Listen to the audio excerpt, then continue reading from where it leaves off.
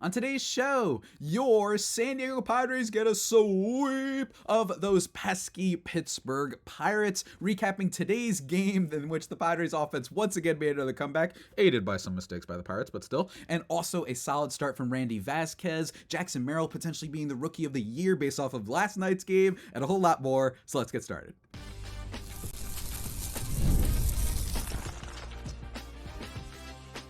You are Locked On Padres, your daily San Diego Padres podcast. Part of the Locked On Podcast Network, your team every day. Greetings, ladies and gentlemen, and welcome to another edition of Locked On Padres podcast, which is part of the Locked On Podcast Network, your team every day for Thursday, August 8th. As always, I'm your host with sometimes occasionally, but certainly not always the most, Javier Reyes. You can follow me on Twitter at Javipeno, Javiipeno, for updates on the Padres and general sort of tweet nonsense, and also at LO_Padres if you want updates on the show.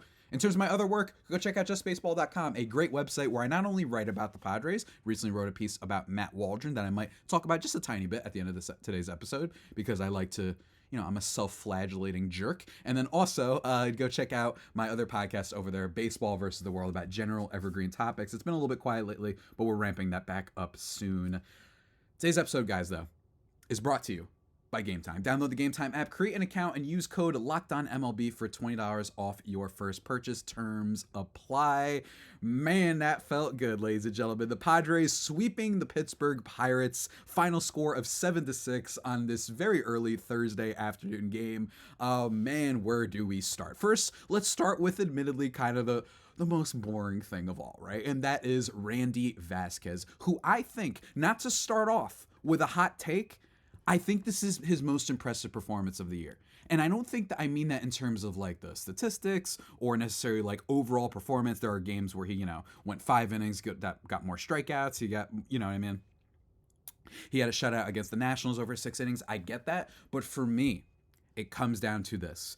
After the Tuesday game's chicanery, in which the Padres were forced to use Dylan Cease and then had to take him out because of the rain delay. And that's, I talked about in another episode about how weird that was and what have you, and whether or not the Pirates are little jerks for making them play during that, even though it was clear that there was going to be a rain delay at some point.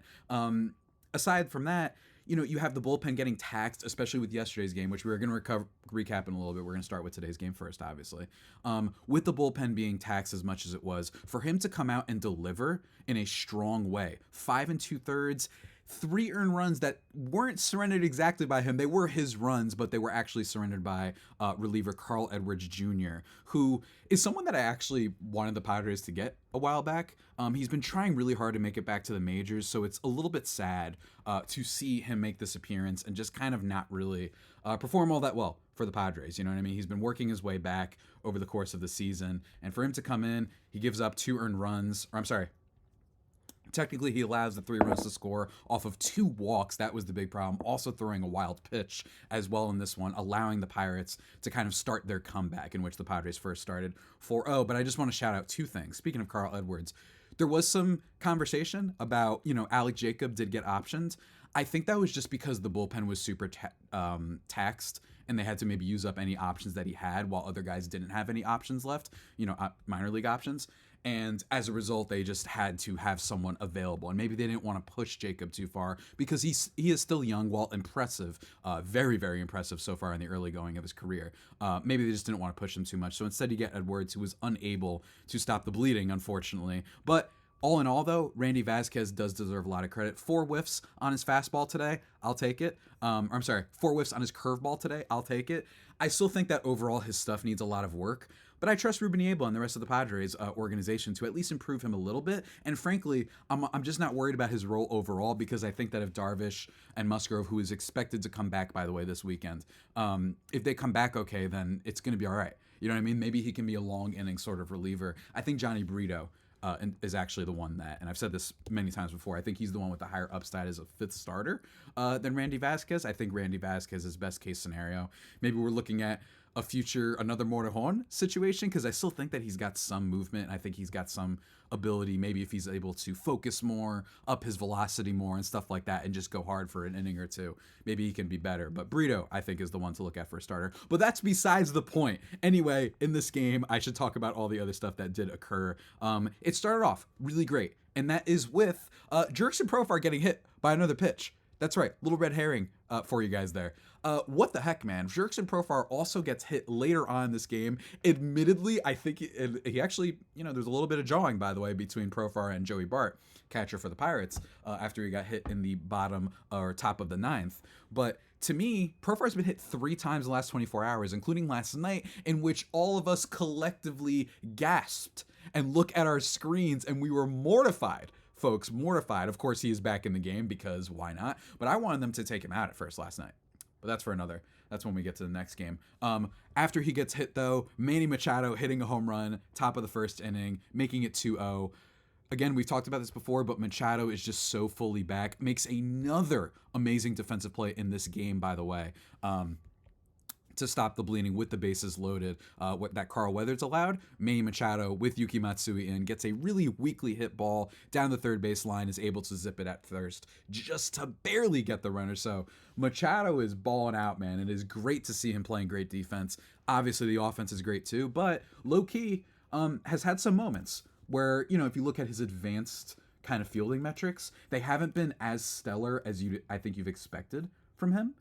Personally, this year he's got -2 defensive runs saved and -4 outs above average, much different than last year. Now, granted, remember, I think that he was playing hurt for a lot of this season, so maybe we didn't get as much of the leather. He's still playing catch up. I think that if you were to look at his overall numbers right now, 117 WRC plus, more importantly, the 1.7 F4, it's a bit of a misnomer, right? It seems like he was basically just playing hurt for the beginning of the year. It's the only way that I can come up with that explains why he's been so demonstrably better as the season has gone along.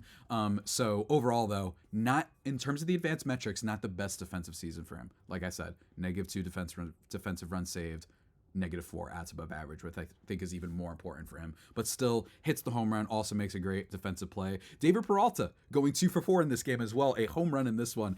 David Peralta's hilarious. Because, like I think I tweeted this the other day, every time it feels like the fan base and us collectively are about to be out on this guy, and it feels like they should send him down and send him to the sun, as people tweet sometimes, he steps up and he delivers big hits. He obviously delivered the big one in the second game of that Colorado series, which was great, or third game in the Colorado series, his second game of the series. Hit that home run, and then also a 2-run home run in this one. Also had another single as well. It's just kind of cool. Look, this is why you give sometimes a little bit of benefit of that to the guy who's a veteran. I know that he wasn't particularly great last year, 675 OPS, but, not everyone in your lineup is going to be incredible, especially when you've got injuries. And in the case of someone like Jay Cronenworth, who's just playing poorly lately, and then, of course, Tatis, it's okay. I'm not all that concerned about it. But still, moving on in terms of the rest of the game, in that bottom 6th inning, we already discussed that. O'Neal Cruz drives in a bunch of runs for them. And then Joey Bart in the bottom of the 7th inning. He hits a home run off of our boy, Yuki Matsui. And I've been defending this guy. I'm pretty sure my last episode I defended this guy.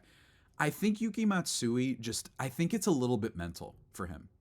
Because at this point, I just look at the raw stats, his expected ERA, stuff like that. I look at his FIP. I look at the fact that he's able to get some swings and miss. And most importantly, guys aren't hitting his pitches very hard.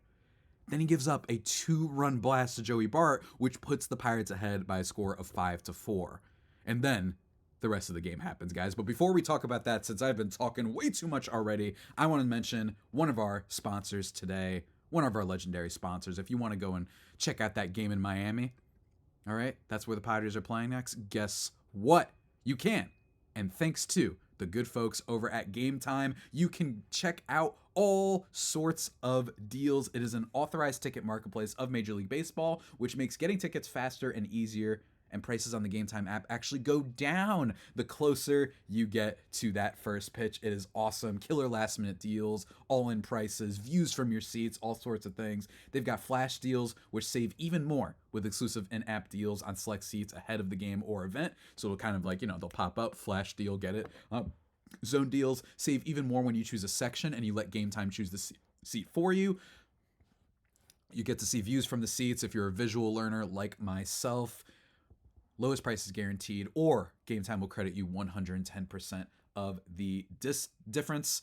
Distance too, though, in its own way, of the difference. It's really great. You basically take the guesswork out of buying tickets. There's sorts of promotions on there all the time. And if you don't know if you're going to be free or whatnot, it's even better. Like, say you've realized you're going to be free 30 minutes before the game, tickets might actually be lower than beforehand. So go check out Game Time, guys. Take the guesswork out of buying MLB tickets with downloading the Game Time app, creating an account, and using the code LOCKEDONMLB for $20 off your first purchase. Terms do apply, but again, create an account and use code LOCKEDONMLB for $20 off. Download it today. Last minute tickets, lowest prices, guaranteed with Game Time.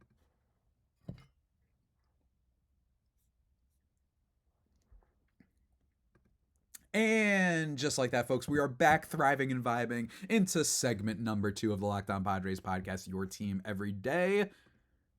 What happened, folks? Yuki Matsui. And I've said this before, and I believe actually Giannis Antetokounmpo on on Twitter, Tommy is his real name. Go check him out. He was noting that actually when Yuki Matsui elevates his fastball, he's infinitely better. And Joey Bart, that hit, he did not elevate his fastball. So it seems like the higher up he goes in the zone, it's just a mental thing for him.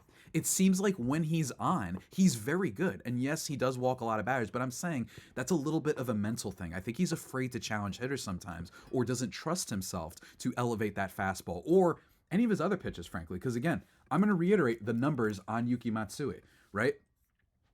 This year, none of his pitches, whether it be his four-seamer, his split finger, slider, or sweeper, opponents are only hitting, the best they're hitting is against his split finger at a batting average of 213. They're not slugging it particularly hard. They're not getting unlucky. There aren't any weighted on base expected. It's not like it's just BABIP luck or anything like that. And he's getting 40.4% whiffs on his split finger and 45.2% on his slider. The stuff is good, right? Especially his slider when he's able to use it as a put-away pitch. But that four-seamer sometimes can get touched up a little bit if he doesn't, elevate it in the zone, is one of the things that we've seen.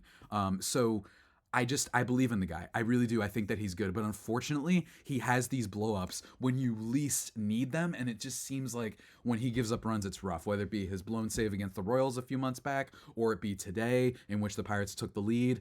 He's not like a high leverage guy at the moment, but I really do think that it's mental because his quality of contact is so good.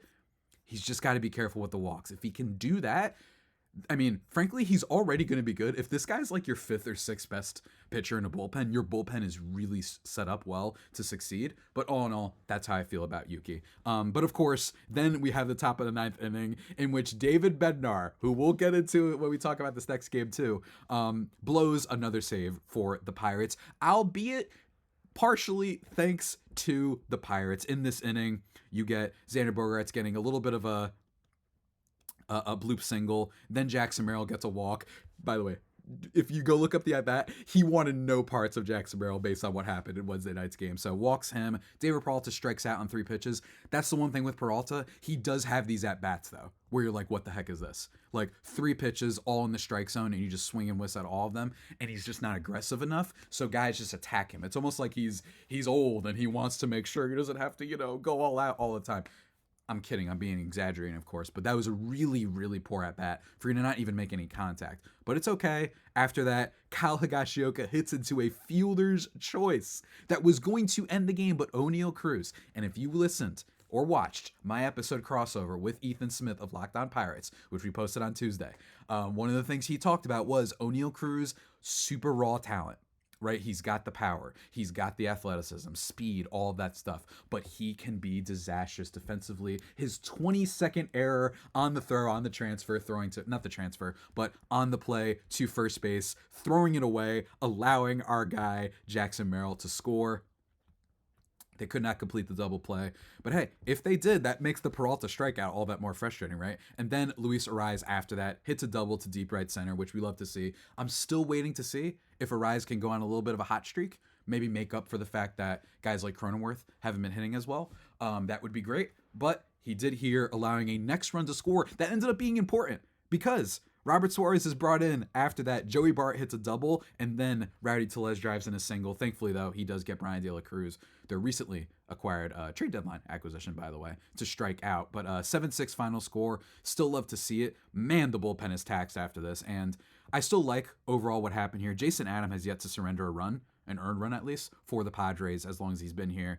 Robert Suarez is still great. Look, I'm still critical of the Padres deadline, but it does feel good that they don't have to trust your Wandy Peraltas and Anil de Santoses. And frankly, sometimes your Yuki Matsuis in these high leverage situations and whatnot. And the fact that you can go to any of these guys, I think 5 of the relievers, they had a graphic on last night's game that was like the 5 relievers with the lowest opposition batting average. Like 3 of them are on the Padres right now. Like that's some big time stuff, guys. So really great win for the Padres, and I love that they made anyone who dares disrespect. I don't think that last pitch that hit Profar was on purpose. I don't think any of them were. I think it's a little bit fluky. Sometimes he could be a little bit on top of the plate. You guys know how pitchers are with that sometimes, but still, you come after Profar, you always pay for it. The Dodgers learned it. The Nationals certainly learned it. We swept them and we no-hit them. You know what I'm saying? Come on now. And then the Pirates, you hit him and almost injured the man. He was struggling to run to second. Came back anyway. You hit him again twice, and then Machado hits the home run, and then we sweep your silly butts. So great series win for the Padres, especially because they're playing well. So you think sometimes this is a team that tends to let up, right? Lose and blow a lot of series against teams that they should beat, right? But they haven't been doing that lately. 6 straight series wins for the Padres. They have the best record post All-Star break. Awesome stuff. Let's talk really quickly, though, about the game before today's. All right? Let's talk a little bit about that. You know why? Because, well, we have a lot more time for the episode. And yesterday's game was electric to the point where I don't even know entirely where to start.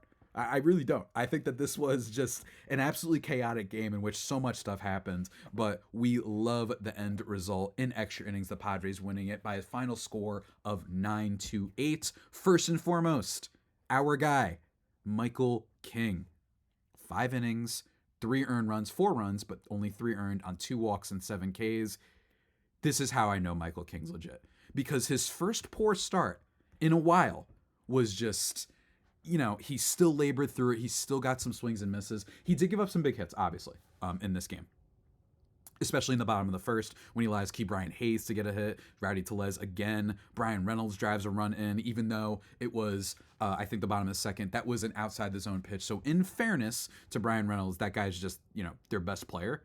So I'm not going to be all that upset if he hits something out of the zone. But all in all, I just think it says so much that when Michael King gives up runs, it's just a little bit fluky. It's a little bit weird. He hasn't had a bad start in a while. The last time he had a bad start, or at least a start when he wasn't just ace quality, was against the Milwaukee Brewers. Pretty good team, by the way. And by the way, that game was basically just 1 inning where it was a singles fest and all of them just happened to get through. So even his last start before this, you could argue that start in Milwaukee, where he also, by the way, struck out 8 batters and only walked 1. You could argue that this was his first true bad start in a while, because he did deliver a lot more hard contact, right? And he did allow people like Brian Reynolds to, not Brian Reynolds, to keep Brian Hayes, of all people, who can't hit worth a damn right now, to get hits. But I'm really not concerned. This guy's been good for way too long for me to care, frankly, at all, that he had a little bit of a poor start. It's okay.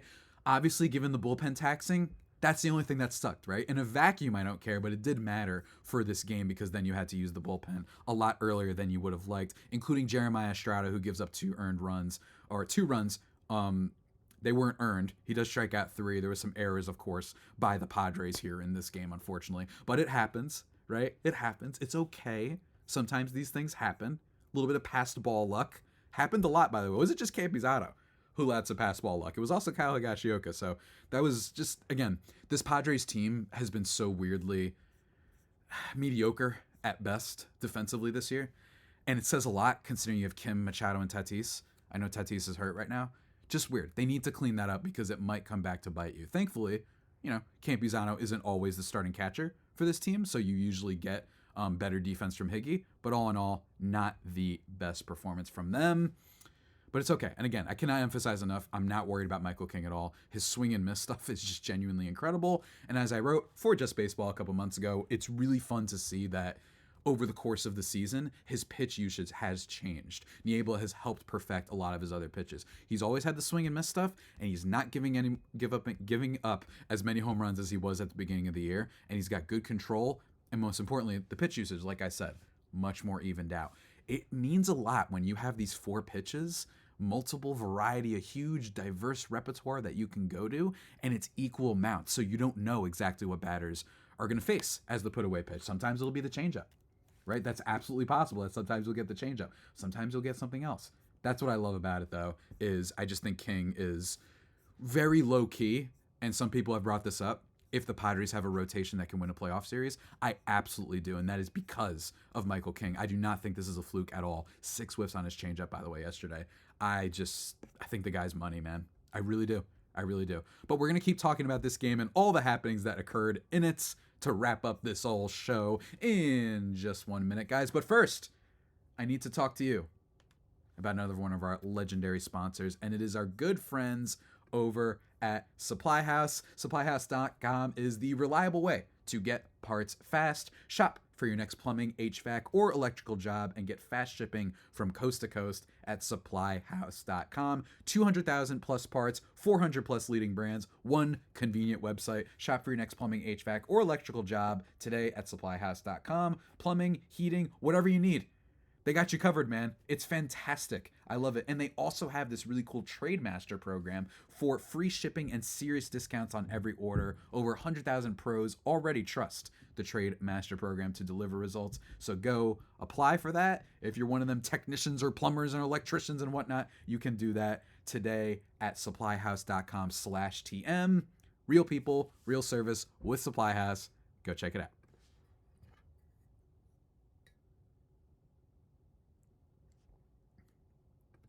And just like that, everybody, we are back here on the Locked On Padres podcast. We are thriving and vibing, as always.